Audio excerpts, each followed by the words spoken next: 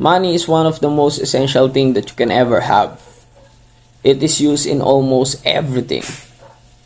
Pero hindi porket may pera is ayos na.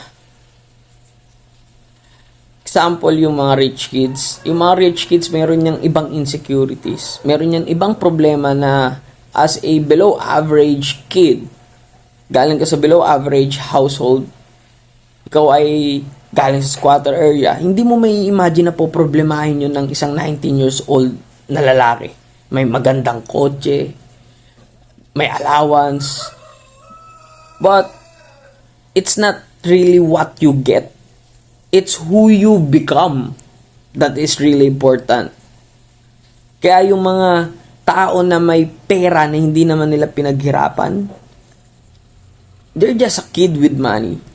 They have problems in many ways that you can never imagine.